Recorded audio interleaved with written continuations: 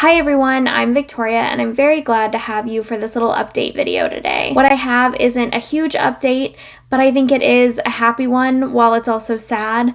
And I do think that this will be the next step in the healing journey for Sharon Gallegos' family. Now, I covered the kidnapping, murder, and identification of Sharon Lee Gallegos in the very first video I did on this channel. It's right up at the top of the screen now, and that little card that says Sharon's story if you do want to watch it, but keep in mind it was my first video. I am a little stiff, but the information is still really good, and it's definitely an in-depth look at her case and the case of the Jane Doe, Little Miss Nobody. Because for 62 years, Sharon and Little Miss Nobody were thought to be two separate people. But even though Sharon's name had been brought up in the investigation of Little Miss Nobody several times, they had not been able to make a positive identification between the two girls. But finally, in May of 2022, they were able to make that identification and give Sharon her name back and give Sharon's family answers about what happened to her all those years ago. What I'm going to share isn't super in-depth, so if you want to hear a ton about her case and really get to know who Sharon was, who her family was, and what happened to her, then I definitely recommend watching my first video on her because that's going to give you all the ins and outs and talk about a lot of different parts of the case. Sharon Lee Gallegos was born on September 5th, 1955, and though her father left when Sharon was only a few months old, she didn't lack for family or love. Sharon had her mother Lupe, her sister Ramona, her brother Roberto, her grandmother, her aunt, and many cousins. Sharon's mother Lupe Gallegos worked as a maid to support her family, and they lived with several family members in Sharon's grandmother's home. On July 30th, 1960, in Alamogordo, New Mexico, Sharon was outside in the alleyway behind her grandmother's home playing with her cousins when a green sedan pulled up into the alleyway with the children.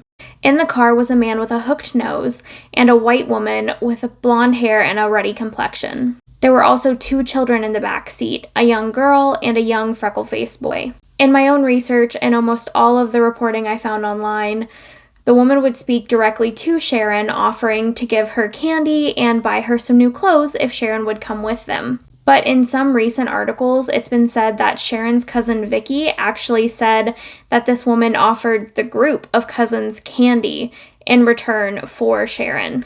Vicky was there the day and witnessed the abduction of Sharon. Sharon refused to go with this woman. She didn't want to leave with them, and yet the woman grabbed Sharon by her arm, dragged her into the car, and the sedan sped away.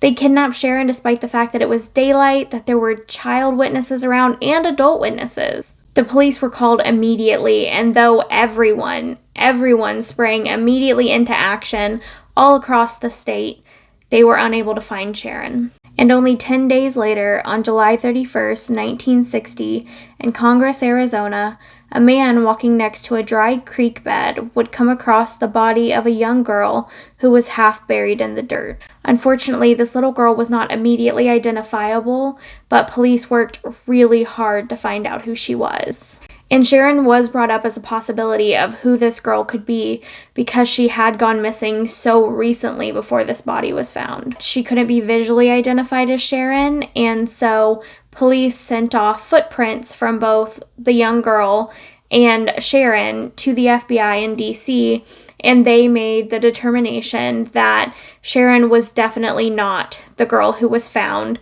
in Congress, Arizona. And shortly after this determination was made, the young Jane Doe would be buried in Prescott, Arizona, and adopted into the community.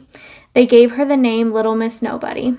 For 62 years, despite the disappearance of Sharon and the murder of Little Miss Nobody being looked into several times, there were no answers, and the Gallegos family was left wondering what happened to their Sharon. And finally, in March of this year, the Yavapai County Sheriff's Office, along with members of Sharon's family, were finally able to announce that Little Miss Nobody was in fact Sharon Lee Gallegos. Sharon finally had her name and her family back, and those that are still with us now know where she was and where she has been this whole time. I am truly hopeful that one day this case will be solved because we have been able to identify Sharon, but I think the unfortunate thing is also that a lot of time has passed, and unfortunately due to molding, they did actually lose some of the evidence that was found with Sharon's body the day she was discovered.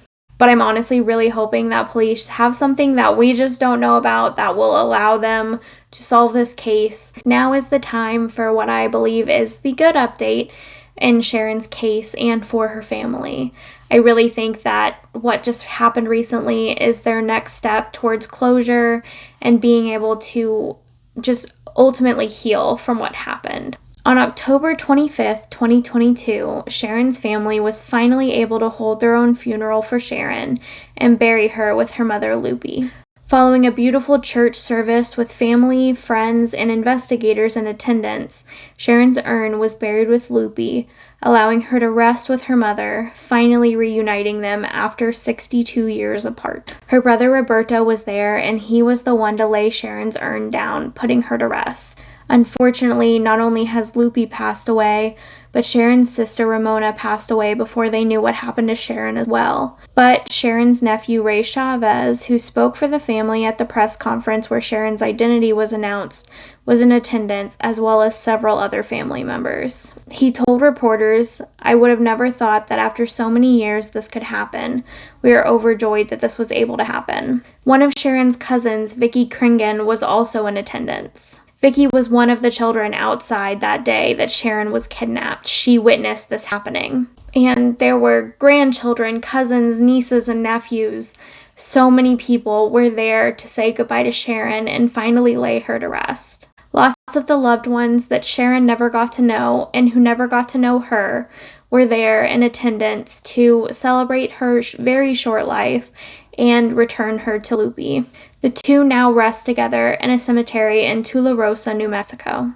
They may have an actual headstone now, but at the time of the funeral, the temporary grave marker read, "Together at last, Lupe Gallegos, August 23, 1924 to September 28, 2011, and her precious daughter, Sharon Lee Gallegos, September 6, 1955 to July 1960. By the grace of many dedicated persons working together with perseverance, science, and hope to reunite a daughter with her mother and providing a family with peace." Ray had carried Sharon's urn into the funeral and would later say, "I wish my mother and grandmother were here, but we are finally able to do this.